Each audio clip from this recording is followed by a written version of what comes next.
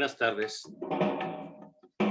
Heroica e inconformista. Vamos a hablar sobre la ética y la mística del militante sinarquista.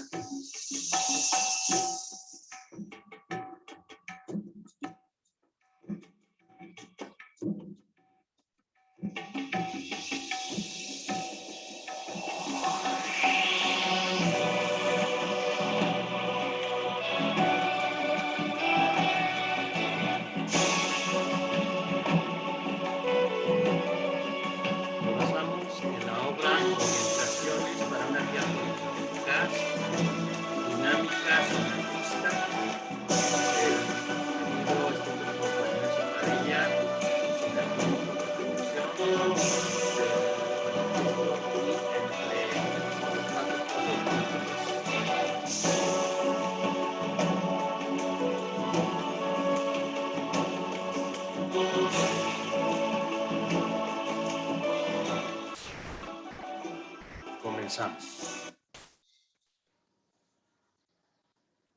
Para entender lo que es la ética y la importancia, y así como su justificación y el contexto en el que se mueve, necesitamos entender el sentido de lo humano, el sentido de lo social, el sentido de nuestra propia historia como seres que sienten, que piensan, que existen y que buscan trascender. Entendemos el mundo como el escenario donde nos movemos. Ahora, el mundo, como no es un ente estático, como tampoco lo es la sociedad. Las sociedades tienen un origen, tienen un desarrollo y una expansión, pasan por crisis debido precisamente a que cada sociedad busca alcanzar el máximo, la máxima potencia, desarrollar lo más que puedan sus fortalezas, sus descubrimientos, su talante, su vocación. En esta expansión empiezan a generarse las crisis, el agotamiento de sus recursos, la necesidad de darle más recursos y sostén a su propia población, en fin, empiezan a generarse crisis. Esta crisis provoca la decadencia o provoca también, si esta sociedad tuvo la, digamos, previsión de ir formando futuras personas con virtudes, entonces en el momento de su decadencia, en el momento de su crisis, va a llegar la posibilidad de un renacimiento. Si esta sociedad no fue astuta y no construyó, no forjó valores, virtudes que fueran sostén de ese renacimiento, entonces esa sociedad va a experimentar la decadencia permanente o incluso su desaparición, que puede ser vía guerras, vía crisis ambientales ya sin solución, puede ser de muchas formas. Ahora bien, este renacimiento puede restaurar a esa sociedad que no va a ser igual que la anterior. La evolución siempre es un caracol que va ascendiendo porque es la suma del conocimiento previo. Cada persona que fue desarrollando su conciencia, que fue desarrollando su conocimiento, va a llegar tarde o temprano a aportar al resto de su colectivo. Este aporte es lo que va a permitir que en una posterior etapa, esta sociedad, aun cuando tenga quizás su mismo nombre, quizás su misma, algunos aspectos semejantes, pero sin embargo va a tener la posibilidad de avanzar más allá, por su tecnología nueva, por su innovación, porque tiene modos de legislación, de Estado mucho más elaborados, más participativos, más transparentes, más limpios, porque sus propios líderes, sus propios ciudadanos son más instruidos, más preparados, etc. Bien. En las culturas antiguas, los pueblos aprendían que la existencia es un ciclo constante que se expresa en el nacimiento, el desarrollo, la expansión de toda la potencia, el conflicto y la crisis, para enseguida venir la extinción o el renacimiento. Dependía pues de determinadas élites saber ver más allá del aparente final y preparar el advenimiento de una nueva. Aquí tenemos que tener puntos clave muy claros. La crisis es un punto crítico. El punto crítico tiene un doble sentido, sea como desenlace, pero también como discernimiento. Los pros y los contras, bueno, cuando llega la crisis es cuando empieza a surgir la iniciativa, la creatividad, los mejores valores que se hayan cultivado, por ejemplo, el trabajo en equipo, el cuidado del ambiente, el cuidado de la tierra, del agua, del aire, el aprovechamiento de los talentos y de la vocación de cada uno de los que están ahí, en la decisión de participar, o, o la violencia de todos contra todos, la intriga, la falta de compromiso, el huir del problema y dejar a los demás con este, o incluso contribuir a la destrucción de esa misma sociedad, sea con conductas francamente delictivas, corruptas, etc. La importancia del símbolo y la palabra. Vamos a entender que para una sociedad, para un colectivo, para un grupo, es importante tanto el símbolo como la palabra. ¿Qué es el símbolo? El símbolo es todo aquello que a través de un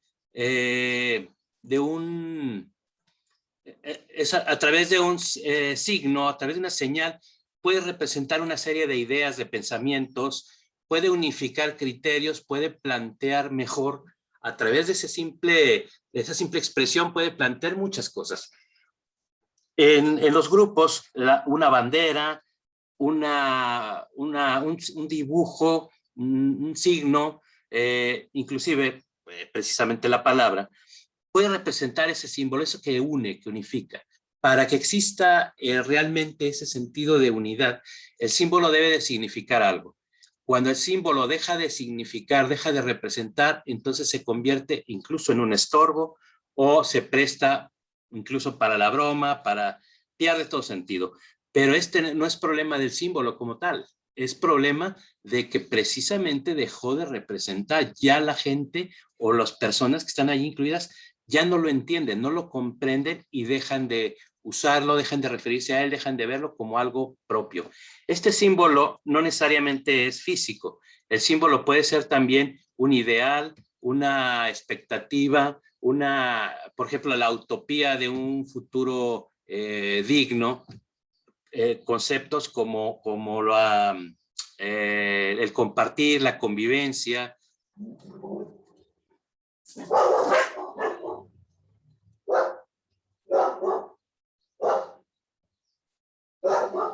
La palabra, ¿qué tan importante es? Pues simplemente la palabra es lo que dio origen a las sociedades, es lo que dio origen al grupo humano. La palabra es el lenguaje. Cuando la palabra se usa sabiamente, entonces los seres humanos podemos comunicarnos, podemos dialogar.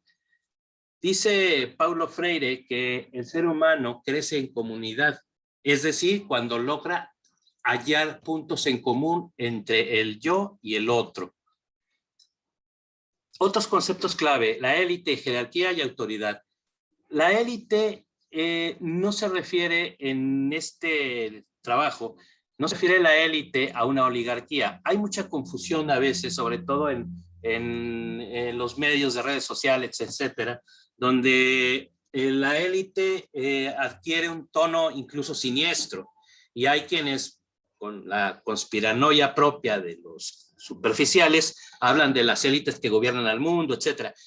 Una élite no es algo, o no es una sociedad secreta. La élite no es un cuerpo colegiado oscuro, tétrico. La élite es lo mejor que hay en un grupo social, o en un grupo político, en un grupo deportivo. La élite es la selección de los mejores. En este sentido, la élite se refiere a que cuando una sociedad está precisamente enfocada en buscar ese prepararse ante una crisis, pues forja élites. Élites en la tecnología, élites en el trabajo ecológico, élites en el trabajo en la sociedad, en la cultura, élites en el arte, en la administración pública. Para entender el rol de la élite hay que entender también el rol de la jerarquía. ¿Qué es la jerarquía? La jerarquía no es de ninguna manera la imposición de unos sobre otros. La jerarquía Si nos atenemos al sentido más profundo, más espiritual, la jerarquía es cuando alguien es capaz de enseñar a los otros. Sea que trate de enseñar la ruta a seguir de un grupo humano, sea que trate de enseñar una serie de principios espirituales, sea que trate de enseñar el cómo se forja un metal, el cómo se prepara, no sé, una clase. El objetivo de alguien que representa una jerarquía es enseñar a los demás, guiar, conducir. La jerarquía, por lo tanto, no se refiere a imposición, sino a mostrar el camino. La autoridad viene a ser prácticamente, en este sentido, cuando la jerarquía es reconocida y ejerce ese don, ese acto de enseñar, de mostrar el camino. La autoridad, dice San Agustín de Hipona, la autoridad no es quien manda, sino quien enseña. Por lo tanto, obedece a quien te enseña, no a quien te manda. Quien te enseña te va a hacer crecer. Quien te manda solo espera que cumplas órdenes. Otro concepto clave es comunidad y pueblo. ¿Qué es comunidad? Comunidad es cuando un ser humano haya algo en común con otro ser humano. Sea hombre y mujer y forman un matrimonio, sea vecinos que conforman una colonia, un barrio, una ranchería. La comunidad también tiene que ver con la búsqueda de vínculos a toda conciencia. Por ejemplo, cuando unas personas dicen, bueno, ¿sabes qué? Vamos a hacer algo en común, necesitamos esto, vamos a buscarlo, cómo realizarlo. La masa, aquí no la indico, pero la masa es la multitud. Es cuando una multitud no tiene un objetivo preciso, no tiene un sentido determinado y la masa actúa solo por instinto. La masa es como una multitud en la calle, va cada quien para lo suyo, no tiene ningún propósito más que cada quien el suyo, etc. Un pueblo es contrario a la masa. El pueblo es la suma de las comunidades, es decir, los vecinos de un barrio, de una ranchería, se decidieron a construir su propia vecindad, su propio poblado, con características que les permitan la realización plena de lo humano, de sí mismos, de sus familias. Esa aldea, esa población, sumada a otras que tengan el mismo objetivo, empiezan a constituir pueblo. Cuando ya saben decir nosotros. El pueblo, por lo tanto, constituye ese ente, que no es un ente ambiguo, abstracto y vacío, que suele ser muy normal en los demagogos, sino que aquí adquiere otro sentido, adquiere la suma, adquiere el sentido de ser la suma de todos esos grupos, de todos esos colectivos, de todas esas poblaciones que buscan algo en común. Ese algo en común, y aquí es donde empieza a aterrizar ya el tema de la ética. Ese algo en común tiene que tener ciertas características compartidas y que ayuden a la convivencia y a la construcción de esos objetivos. La civilización y el estado orgánico. La civilización es el ente social que ya ha madurado, que ya empieza a estructurarse, que tiene una visión de lo que pueden llegar a ser, una misión de cómo deben de realizarlo. Y para completar esa misión buscan un estado orgánico. ¿Qué es el estado orgánico? El estado es simple y sencillamente la suma de todas aquellas instituciones que permiten la administración de lo público, de lo general en una sociedad. El Estado no nació para oprimir, no nació como la intención de oligarquías para aprovecharse de los demás. Esa es la deformación del Estado. El Estado nace para poner en común los objetivos de los diferentes grupos familiares, de los clanes, de las tribus. Entonces, el objetivo del Estado era conciliar, era garantizar la existencia, sobre todo, de las mujeres huérfanas, de los guerreros heridos, de los ancianos. El Estado buscaba garantizar la existencia de todos ellos. de conciliar y construir la infraestructura que pudiera necesitar ese colectivo. El espíritu, la tradición y la mística. Es importante entender que cuando hablamos de espíritu, hacemos referencia a ese empuje, a ese motor que tenemos en nuestra voluntad, en nuestra conciencia, que nos hace avanzar. Espíritu, cuando se liga, cuando se relaciona con un sentido trascendente, va muy cercano y obviamente también va ligado a otros aspectos de la vida colectiva, de la vida cultural, como puede ser lo religioso, como puede ser expresiones de algunas expresiones filosóficas, puede referirse también a ciertos sentidos del arte, de la iniciación, de la construcción de algo más allá de lo simplemente tangible, de lo simplemente sensible o instintivo incluso. En ese sentido, no tenemos ningún problema. O sea, para el sinarquista, el espíritu, la espiritualidad, es la puesta en práctica de las virtudes que nos hacen, que nos motivan, que nos empujan a ser mejores personas, mejor comunidad. Entonces, en esa línea, trabajamos perfectamente compatibles con quienes adquieren o tienen conciencia del espíritu, de la espiritualidad como esto. La tradición se refiere a transmitir el fuego que nos hace desde nuestros ancestros hasta nuestros días y que nosotros hemos de heredar a nuestros hijos e hijas y a las generaciones que vengan después de nosotros. Tradición, transmitir ¿qué? ¿A qué fuego se refiere esto? Bueno, se refiere a la suma del conocimiento, de la espiritualidad, de la estética, de las virtudes, de todo aquello que nos empuja a ser mejores personas. Transmitirlo es porque lo hemos recibido también y porque pensamos dejárselo como una herencia a los que vengan posteriormente. La mística no es otra cosa más que desvelar esos grandes misterios de la vida, de la existencia, del conocimiento, es empujar a ir más allá. Entonces, la mística es todo aquello que nos hace sostenernos en una búsqueda constante, esa búsqueda de la belleza, ese amor por la verdad, por el conocimiento y esa práctica de lo que es justo y de lo que es noble. La mística, por lo tanto, es todo aquello que se refiere a ir constantemente alimentando esta decisión de hacerlo.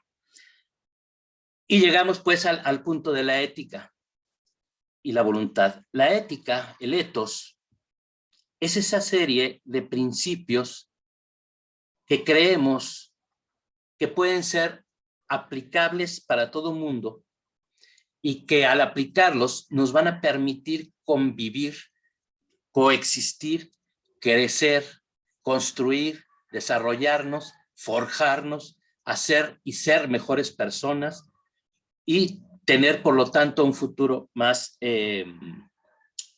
llevadero, más interesante para todos. La voluntad es implícito a la ética. La ética no es una imposición de una doctrina.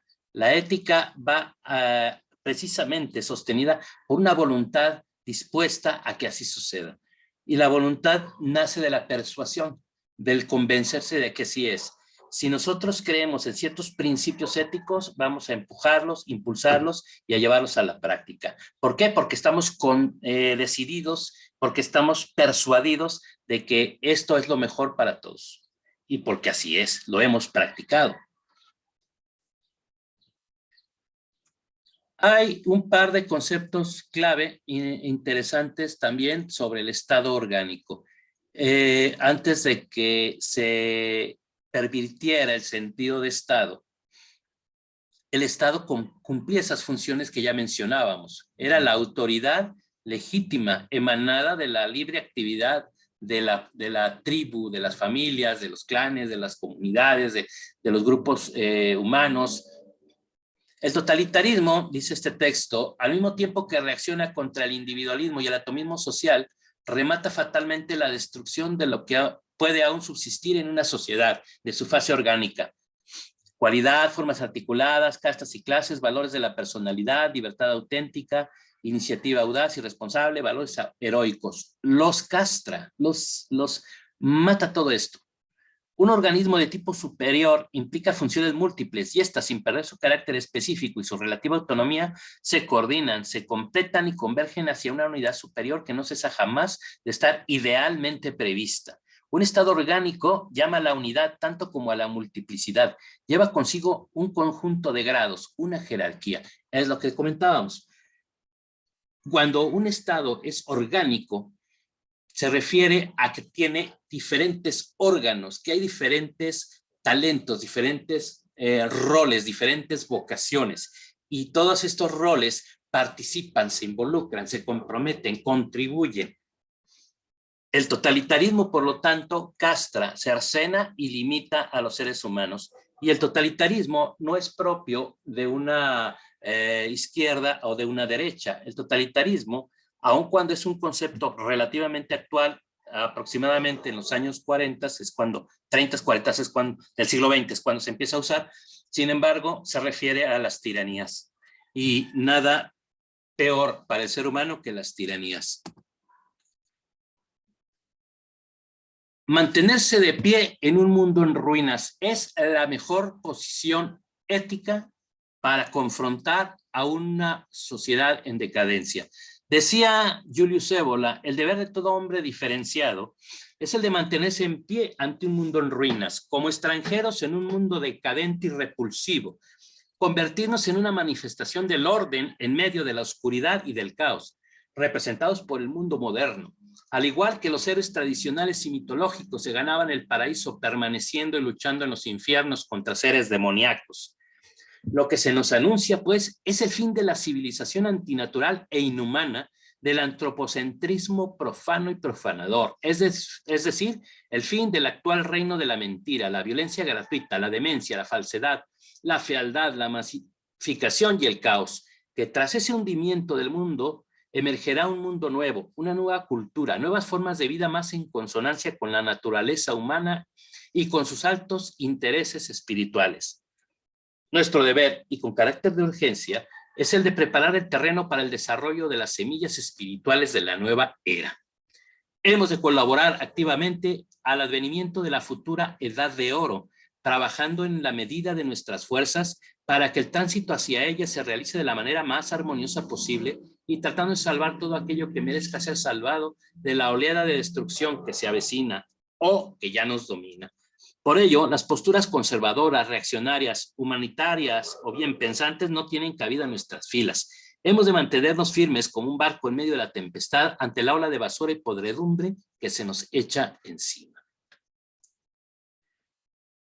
Vamos a terminar aquí esta primera parte. La segunda parte es 10 virtudes sinárquicas y lo veremos en unos momentos.